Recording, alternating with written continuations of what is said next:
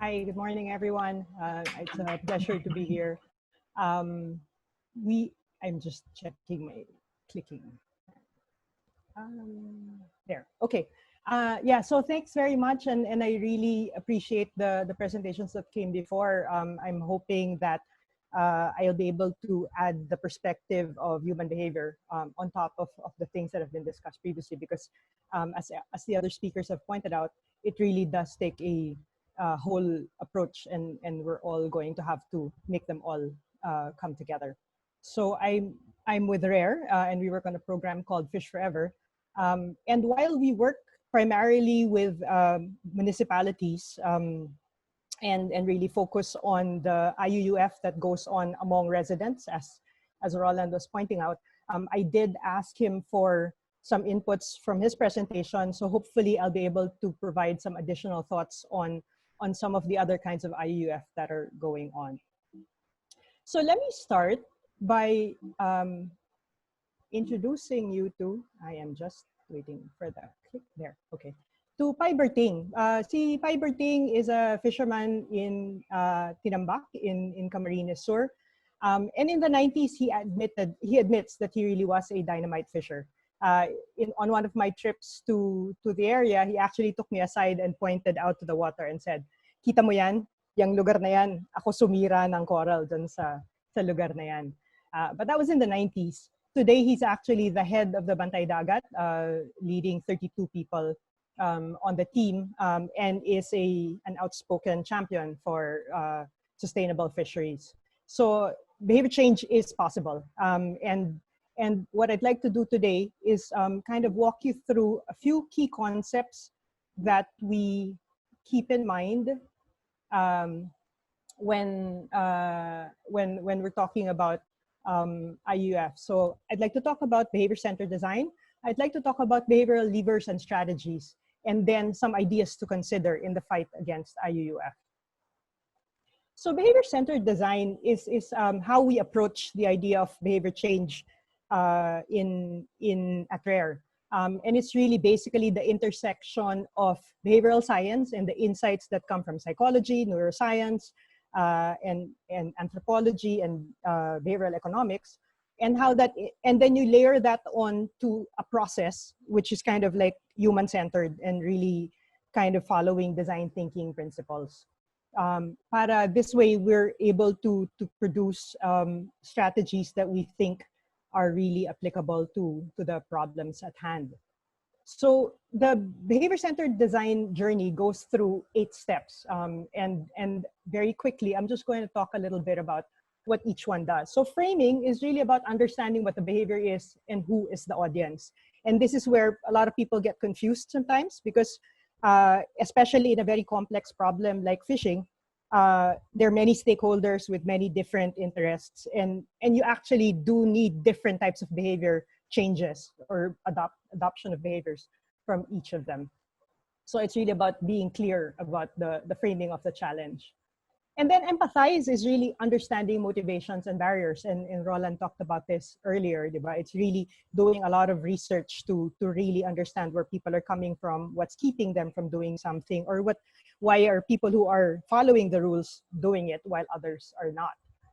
And then mapping is really about connecting those things that you picked up in the empathize stage, and how do you link them to behavioral insights. So this is where the social science comes in, and I'll talk a little bit about that later on. And then the next stage is really about ideation, where you really come up with strategies and tactics that you can use. And here, I think one of the things that we've really come to realize is that behavior adoption is many things, diba? IEC is one part of it, but it's not the only thing. Many of the things that we do in the course of implementing a program are actually behavior strategies. So we'll talk about that a little bit more later. And then we go on to prototype and kind of like just really understand what the strategy and the tactic will feel like or look like. And then we test it among a set of audiences to see whether it'll work in real life. You launch it, then you assess, and then you keep asking yourself, is it doing what it's supposed to do? And then you iterate and do the process again. So it's really just a simple process like that. But the other set of principles that drive the work is really this idea of behavioral strategies or levers. And at RARE, we think that for environmental challenges, most of the types of strategies or levers that we could use fall under these 6 categories. And I'm going to talk through each of these in the next slides.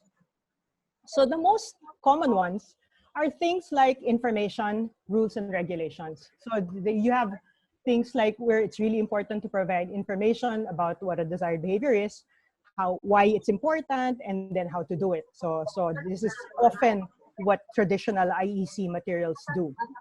And then rules and regulations are also behavioral drivers because it really either promotes or restricts a behavior. If they know that there are penalties that come with a behavior, that sometimes is enough to motivate change. Diba? So yan yung mga parang medyo obvious ones. Another set of strategies and incentives and levers are actually what are known as material incentives. And this works both ways. Either you make it easy to do a behavior, or you make the alternative hard, or you give rewards or penalties for each of these. So in this example, yung gear swapping kunyari na ginagawa in an LGU is an example of using a material incentive that actually removes the cost of spending on the new gear. And then if you pair that with training on how to use the new gear, that's an option for getting fishers to shift from illegal gears. And then the slightly less common approaches include things like emotional appeals and social influences. So for emotional appeals, it's really recognizing that a lot of people are driven by their behavior, by their emotions, and this can be, you leverage emotions, or you actually make it more easy to connect. You personalize it. So this is why at RARE we do a lot of things like doing pride campaigns, really get people excited and they feel proud about the resources that they have, for example. And then related to that, but on a slightly different spectrum, is really social influences. We're all social beings, and we really respond to the behaviors and the beliefs and the expectations of other people. So there's a set of categories of things that you can be doing to drive behavior, including making the behavior observable. Diba? If people see that somebody is committing a violation or not, just making sure that everyone knows that you can be seen already stops you. If you think you can get away with it without anybody knowing, you're obviously going to be more brave about committing a violation. And then making the desired behavior the perceived norm is another big one. It's really, as people shift and people in the community see that this is now how we do things, it makes it harder for the violators to keep doing it because they're no longer part of the group, and in fact they're excluding themselves from the group.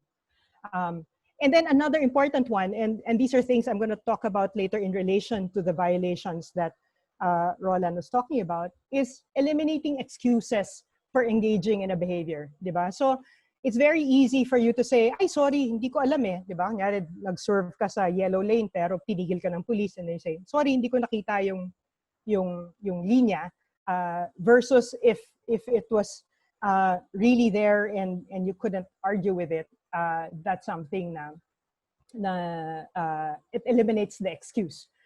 Itong mga pictures na ito, so the second one is about fishers in Pilar, in the Camotes, who are actually all on stage pledging their commitment to more sustainable fisheries. And this is kind of like it's important because it's a public display of commitment. It shows the others that this is the new norm, this is what we're all buying into, and therefore, pag nakita mo kung nag-violate, you know that it's harder for me because you know I stood up there and committed to do the right thing, right? So those are the kinds of things. And then the last category of levers is called choice architecture. And this is really about changing the context in which a decision is made. So may example niyan sa fast food restaurant, kunyari, yung mga naka-value meal na nakikita mo on the menu board kind of bundles food together. So you're more likely to order the bundled item rather than yung isa-isa, which might save you more money in the long run, and you might actually not want to eat a large fries or an upsized drink. But because it was on the menu board, you actually chose that menu. So that's one example of choice architecture, changing how the context of the decision. So itong example na to, a marker buoy in the MPA is a very obvious one where kita mo where the MPA starts, and therefore at that point there's a nudge to you to not go beyond the marker. So these are like categories, and there's many different ideas and examples under each of these strategies. But let's talk a little bit about specific examples. But before that, let me just talk you a little bit through this idea of fishing is actually a cooperative behavior. Roland alluded to it earlier. And we think, based on our experience in local governments, the change in behavior really happens in 3 phases. There's a first phase where you generate collective demand, meaning people in the community start to understand that change needs to happen and that they need to do it together. So sometimes when you attend a workshop and you're all learning about the status of your fisheries, and you're seeing that using illegal gear is actually detrimental to the health of the habitat or the resources, one thing very important is happening. Not only am I realizing it for myself, I'm also seeing that my neighbors are also having that same realization. So therefore, it's good because I know that if I change and my neighbors will also change, we will all benefit. The thing about a cooperative behavior is if you don't all do it together, it's not going to work because magkakaroon ng isahan, and that's really the problem of open access, diba? So a fisher does not want to feel that he's the only one who's going to make the change to the right thing, because he knows his fellow fishermen will still go ahead and do the illegal practices and therefore go in and get all the fish and walang maiiwan sa kanya. Diba? So in that sense, it has to happen together. We all have to make this change. And then as you shift your behavior, the shift needs to be coordinated. You have to see that everyone's happening. So that's why we do these pledges, for example. And then as they move forward, we then see that the norm becomes strengthened. As more people keep practicing it, we will see more and more people staying with that norm, and then you strengthen that so that it's sustained. So with these kinds of concepts, let's now look a little bit quickly at just what are the things that are at work. So in the case of Pai Berting, when he was practicing dynamite fishing, what are the things that got him to shift? So he got information, there were rules and regulations imposed in the community, they set up MPAs, there were penalties, so it was a little harder for him to do it. But two very important things happened. One is his children got engaged in the campaign, and they actually talked to him and said, "Tay, nakakahiya, tama na to," diba? And he kind of felt na mahiya siya sa mga anak niya for continuing to be a bad example. So he kind of decided that to make sure that his children continue to respect him, he wanted to shift and do the right thing. Same with social influences, the rest of the community changed, so therefore he went along with it.